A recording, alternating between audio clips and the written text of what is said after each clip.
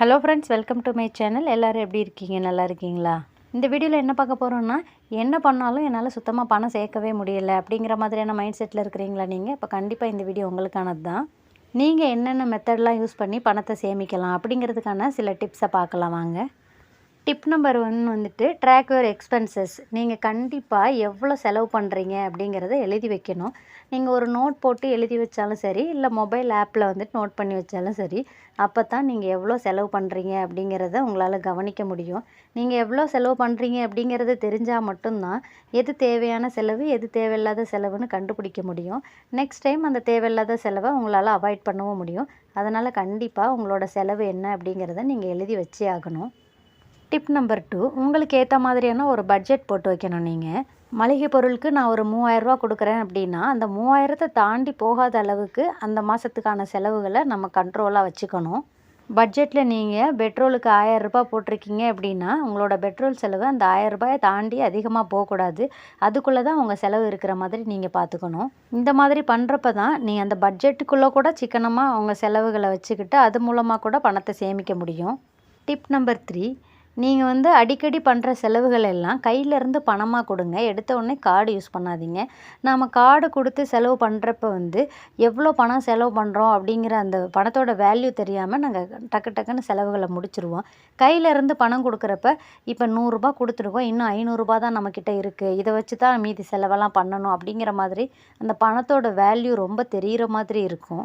அதனால் முடிஞ்சளவு card use பண்ணுறதை அவாய்ட் பண்ணிவிட்டு கையிலேருந்து கேஷாக கொடுக்க ட்ரை பண்ணுங்கள். டிப் நம்பர் 4, நீங்கள் ஒரு பொருள் வாங்கணும் அப்படின்னு ஆசைப்படுறீங்கன்னா கண்டிப்பாக அதுக்காக ஒரு நாள் ஃபுல்லாக வெயிட் பண்ணுங்கள். அடுத்த நாளும் உங்களுக்கு அந்த பொருள் வேணும் அப்படின்னு தோணுச்சுன்னா நீங்கள் அதுக்கப்புறம் அதை வாங்க ட்ரை பண்ணுங்கள். அந்த ஒரு நாள் வெயிட் பண்ணுறதில்ல உங்களுக்கு அந்த பொருள் இல்லை, நெக்ஸ்ட் டைம் பார்த்துக்கலாம், இப்போ வேணாம் அப்படிங்கிற மாதிரியான ஒரு எண்ணம் வர்றதுக்கான வாய்ப்பு கூட இருக்குது. அதனால தான் நம்ம எந்த பொருளை வாங்குறதுக்கு முன்னாடியும் ஒரு நாள் வெயிட் பண்ணி பார்த்துட்டு வாங்குறது நல்லது. அப்படி நாம் வாங்கிட்டோம், நினச்ச உடனே ஒரு பொருளை வாங்கிட்டோன்னா ஒரு சிலர் கண்டிப்பாக ஃபீல் பண்ணுவாங்க, அவசரப்பட்டு வாங்கிட்டோமோ அப்படிங்கிற மாதிரியான ஒரு ஃபீல் பண்ணுவாங்க. அதனால் நீங்கள் எந்த பொருள் வாங்குறதுக்கு முன்னாடியும் ஒரு நாள் வெயிட் பண்ணிவிட்டு அதுக்கப்புறமா வாங்க ட்ரை பண்ணுங்கள். டிப் நம்பர் 5, நீங்கள் உங்களுக்கான மொத்த மளிகையும் ஒரே மாதத்தில் பல்காக வாங்கிக்கோங்க. தனித்தனியாக போயிட்டு அன்னன்னைக்கு தேவையான பொருள் அப்பப்போ வாங்காதீங்க. நீங்கள் மொத்தமாக வாங்குறப்ப உங்களுக்கான செலவும் குறையும், தேவையில்லாத பொருட்களை வாங்குறதையும் தவிர்க்க முடியும். எனக்கு இப்போ ஒரு பொருள் வேணும், நான் அதை போய் இன்றைக்கி வாங்கிக்கிறேன் அப்படிங்கிற மாதிரி நீங்கள் தினமும் கடைக்கு போய் வாங்குறீங்க அப்படின்னா நீங்கள் வாங்க போகிறது 2 பொருளாக இருக்கும், ஆனால் கூட சேர்த்து இன்னும் 2 பொருளை வாங்கிட்டு வருவீங்க. இந்த மாதிரி நீங்கள் தேவையில்லாத பொருளை அதிகமாக வாங்குற மாதிரி உங்களுக்கு ஒரு சூழ்நிலை வரும். அதனால் நீங்கள் எப்போ கடைக்கு போனாலும் ஒரு லிஸ்ட்டோடு போனீங்க அப்படின்னா லிஸ்ட்டில் என்ன பொருள் இருக்கோ அதை மட்டும்தான் வாங்கிட்டு வருவீங்க. பார்க்குற பொருளெல்லாம் வாங்கணும் அப்படிங்கிற அவசியம் இருக்காது. இது மூலமாக கூட உங்கள் செலவுகளை குறைக்க முடியும். டிப் நம்பர் 6, நீங்கள் ட்ரெஸ் வாங்க போகிறீங்க அப்படின்னா உங்களுக்கு அந்த டிசைன் பிடிச்சிருக்கு, அந்த கிளாத்து நல்லா இருக்குது அப்படிங்கிறத பார்த்து வாங்கினீங்கன்னா போதும். எனக்கு பிராண்டட் ட்ரெஸ்ஸு தான் வேணும், இந்த பிராண்டில் தான் நான் வாங்கி போடுவேன் அப்படிங்கிறதுக்காக நம்மளோட பணத்தை செலவு பண்ணுறது அந்தளவுக்கு அவசியம் இல்லை அப்படின்னு நான் நினைக்கிறேன். பிராண்டட் ட்ரெஸ்ஸு அவ்வளோ விலை கொடுத்து வாங்குறதுக்கு பதிலாக நமக்கு பிடிச்ச டிசைனில் நல்ல குவாலிட்டியில் நம்ம பட்ஜெட்டுக்கு ஏற்ற மாதிரியான ஒரு பணத்தில் இருக்க ட்ரெஸ்ஸை நம்ம தாராளமாக வாங்கலாம்.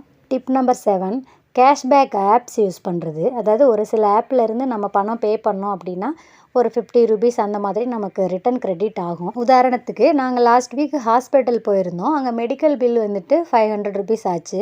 அந்த 500 அந்த ஹாஸ்பிட்டல் சார்பில் ஒரு ஆப் யூஸ் பண்ணிகிட்ருக்காங்க. அந்த ஆப் மூலமாக நம்ம பணம் கட்டுறப்ப 500 ரூபாய்க்கு 45 ரூபாய் ரிட்டன் கிடைக்கிது நமக்கு. இந்த மாதிரியான ஆப்ஸ் யூஸ் பண்ணுறதுனால நமக்கான சேவிங்ஸை இன்னும் கொஞ்சம் அதிகப்படுத்திக்கலாம். டிப் நம்பர் 8, நம்ம டிவியில் நம்ம பார்க்காத நிறைய சேனல்ஸ் ஆக்டிவேட் ஆகிட்டு இருக்கும்.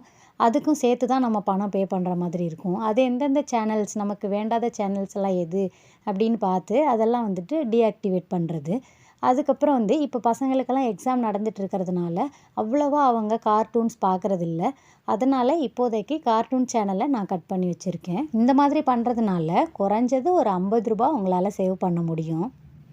டிப் நம்பர் 9, நீங்கள் ஒரு பொருள் வாங்கணும் அப்படின்னு நீங்கள் முடிவு பண்ணிட்டீங்க அப்படின்னா கண்டிப்பாக இந்த பொருள் நமக்கு தேவைதான்ங்கிறத கன்ஃபார்ம் பண்ணிவிட்டு 2 கடையில் நீங்கள் கம்பேர் பண்ணி பாருங்கள். இல்லை கடைகள்லையோ ஆன்லைன்லேயோ நீங்கள் ப்ரைஸ் செக் பண்ணி பாருங்கள்.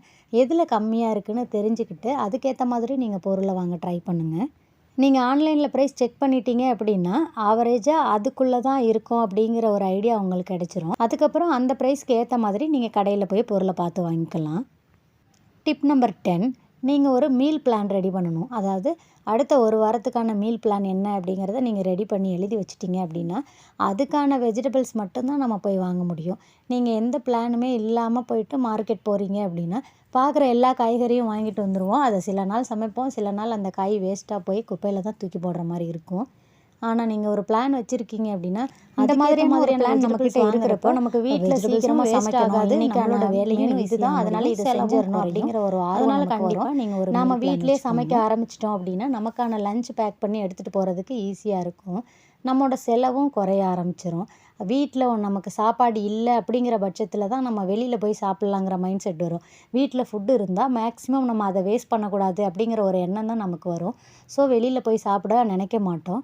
அதனால் எப்போவுமே வீட்டில் சமைச்சு வீட்டில் ஃபுட்டு இருக்கிற மாதிரியான சூழ்நிலையை ஏற்படுத்திக்கணும். டிப் நம்பர் 11 பப்ளிக் டிரான்ஸ்போர்ட்டை யூஸ் பண்ணுறது. அதாவது எங்கேயாவது நம்ம வெளியில் போகணும் அப்படின்னா கால் டாக்ஸி தான் புக் பண்ணி போகணும் அப்படிங்கிறது கிடையாது. நம்ம போகிறதுக்கு ஒரு 15 நிமிஷம் அட்வான்ஸாக கிளம்பிட்டோம் அப்படின்னா நம்ம பஸ்ஸில் போகலாம். இல்லை மெட்ரோ, ட்ரெயின்லாம் இருக்குது, அதில் யூஸ் பண்ணிக்கலாம். லாஸ்ட் மினிட்ல கிளம்பி அர்ஜெண்ட்டாக போகிறதுனால தான் கால் டாக்ஸி புக் பண்ணி அவசரமாக ஓடுற மாதிரியான சூழ்நிலை நமக்கு உருவாகும். அதனால இன்னும் கொஞ்சம் முன்கூட்டியே கிளம்பிட்டோம் அப்படின்னா பொறுமையாக நம்ம பஸ்ஸில் கூட போகிறதுக்கான வாய்ப்பு இருக்குது. இப்போல்லாம் நிறைய ஃப்ரீ பஸ் அவைலபிளாக இருக்கிறதுனால லேடிஸ்லாம் அதை யூஸ் பண்ணிக்கலாம். நம்ம ஒர்க் பண்ணுற இடம் நடந்து போகிற தூரத்தில் தான் இருக்குது அப்படின்னா நம்ம 10 நிமிஷம் முன்னாடியே கிளம்பணுன்னா பொறுமையாக நிதானமாக நடந்து போய்க்கலாம். டிப் நம்பர் 12 நம்ம வெளியில் போகிறோம் அப்படின்னா கையோட எப்போவுமே ஒரு வாட்டர் பாட்டில் எடுத்துகிட்டு போய்க்கணும். நம்ம எப்போல்லாம் வாட்டர் பாட்டில் வச்சுருக்கோமோ அப்போல்லாம் தண்ணி குடிக்கிறோமோ இல்லையோ அதை பற்றின நினப்பு வராது. நம்மக்கிட்ட தண்ணி இல்லை அப்படின்னு தெரிஞ்சிச்சுன்னா தான் உடனே தண்ணி குடிக்கணும் அப்படிங்கிற அந்த எண்ணமே நமக்கு வரும். அதனால் நம்ம எப்போ வெளியில் போனாலுமே கையோட ஒரு வாட்டர் பாட்டில் எடுத்துகிட்டு போகணும். இது டெய்லி பண்ணுற ஒரு சின்ன செலவு தான். ஆனால் கூட நீங்கள் ஒரு நாளைக்கு 10 ரூபா வச்சிங்கன்னா கூட 10 நாள் கணக்கு பண்ணிங்கன்னா 100 ரூபா வந்துடும். அதனால் இந்த சின்ன டிப்ஸை கூட ஃபாலோ பண்ணலாம். டிப் நம்பர் 13 ஈபி பில்லை எப்படி குறைக்கலாம் அப்படின்னு பார்த்தீங்கன்னா, நம்ம ரூமில் இருப்போம். ரூமில் இருக்கப்போ லைட்டு, ஃபேனு எல்லாம் ஆனில் வச்சுருப்போம். அதுக்கப்புறம் நம்ம அந்த ரூம்லேருந்து வந்து ஹாலுக்கு டிவி பார்த்துட்ருப்போம். ஆனால் அந்த ரூமில் வந்து ஃபேனும் டிவியும் போயிட்டே தான் இருக்கும். அதை ஆஃப் பண்ண மறந்துருப்போம். அந்த மாதிரி நம்ம விட்டுட்டு இருக்கிறதுனாலையும் நமக்கு ஈபி பில் அதிகமாகத்தான் வாய்ப்பு இருக்குது. ஒரு ரூம்லேருந்து இன்னொரு இடத்துக்கு நம்ம வரப்போ அங்கே ஃபேனு, லைட் எல்லாம் ஆஃப் பண்ணியிருக்கா அப்படின்னு செக் பண்ணிவிட்டு வர்றது தான் நல்லது. அதுக்கப்புறம் கிச்சனில் மெயினாக வந்துட்டு மிக்ஸி ஆன் பண்ணியிருப்போம். மிக்ஸி ஆன் பண்ணிவிட்டு அதை சுவிட்சை ஆஃப் பண்ணவே மறந்துருப்போம். அது ஒரு நாள் ஃபுல்லாக கூட இருக்கிறதுக்கான வாய்ப்பு இருக்குது. சார்ஜ் போட்டுட்டு அந்த சார்ஜர் சுவிட்சை ஆஃப் பண்ணாமே மொபைல் எடுத்துகிட்டு வந்துடுவோம். இந்த மாதிரி சின்ன சின்ன மிஸ்டேக் நம்ம பண்ணுறதுனால கூட நம்ம ஈபி பில் அதிகமாக வாய்ப்பு இருக்குது. இதை நம்ம கரெக்டாக ஃபாலோ பண்ணோம் அப்படின்னா, அதாவது மொபைல் எடுக்கிறப்ப சார்ஜர் சுவிட்சை ஆஃப் பண்ணிவிட்டு தான் மொபைல் எடுக்கணும். மிக்ஸி போட்டு முடித்தோடனே மிக்ஸி ஆஃப் பண்ணிடணும்.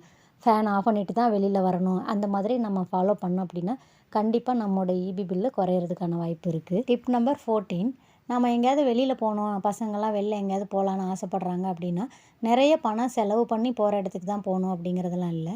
அவங்க ஃப்ரீயாக விளையாடணும், அதுக்கு நமக்கும் ஃப்ரீயாக இருக்கணும். அதுக்கேற்ற மாதிரியான பக்கத்தில் இருக்க ஒரு பார்க்குக்கு போகலாம். இல்லை ஃப்ரீ ஈவெண்ட்ஸ் நிறைய நடக்கும், அந்த மாதிரியான இடத்துக்கு அவங்கள கூப்பிட்டு போகலாம். அவங்களுக்கு வேணுங்கிறத சாப்பிட வாங்கி கொடுத்து அவங்கள சந்தோஷப்படுத்தி கூட்டிகிட்டு வரலாம். பணம் கட்டி டிக்கெட் வாங்கி தான் போகணும் அப்படிங்கிற அவசியம் இல்லை. டிப் நம்பர் 15 எனக்கு ஒரு பொருள் வேணும் அப்படின்னா அந்த பொருள் நல்ல குவாலிட்டியில் செகண்ட் ஹேண்டில் விலை குறைவாக கிடைக்குது அப்படின்னா நம்ம தாராளமாக வாங்கிக்கலாம். எனக்கு ஒரு சைக்கிள் வேணும் அப்படின்னா புதுசு என்னால் வாங்க முடியல அப்படிங்கிற பட்சத்தில் அது செகண்ட் ஹேண்டில் நல்ல குவாலிட்டியில் கிடைக்குது அப்படிங்கிறப்போ கண்டிப்பாக வாங்கிக்கலாம். அந்த மாதிரி ஆன்லைனில் பர்ச்சேஸ் பண்ணுறப்போ கூட ஆஃபர்ஸ் நிறைய போடுவாங்க. அந்த மாதிரி ஆஃபர் டைமில் வாங்குறதுனால நம்மளோட செலவுகள் குறையும். கடைகளில் அப்படின்னு பார்த்தீங்கன்னா இப்போ சென்னையை எடுத்துக்கிட்டிங்க அப்படின்னா ஆடி ஆஃபர்ஸ் எல்லாம் நிறைய போடுவாங்க. அந்த மாதிரி சீசனல் ஆஃபர்ஸில் போய் வாங்கினோம் அப்படின்னா நமக்கான செலவு இன்னும் கூட கொஞ்சம் குறையிறதுக்கான வாய்ப்பு இருக்குது. அதே மாதிரி நீங்கள் வின்டரில் போட வேண்டிய ஸ்வெட்டர்லாம் வந்துட்டு சம்மரில் போய் கேட்டிங்கன்னா அப்போ அதை யாரும் கண்டுக்கவே மாட்டாங்க. ரேட்டு ரொம்ப கம்மியாக இருக்கும். நீங்கள் அந்த டைமில் வாங்கி வச்சுக்கலாம். நம்ம வின்டர் சீசனில் போய் ஸ்வெட்டர்லாம் கேட்டோன்னா அவங்க ரொம்ப ஹை ரேட் சொல்லுவாங்க. எவ்வளோ தான் குறைச்சி கேட்டாலும் அவங்க கொடுக்க மாட்டாங்க. அதனால் இந்த மாதிரி சீசன் இல்லாத டைமில் சம்மர் டைமில் அந்த மாதிரியான ட்ரெஸ்ஸை வாங்கி வச்சுக்கிறது நல்லது.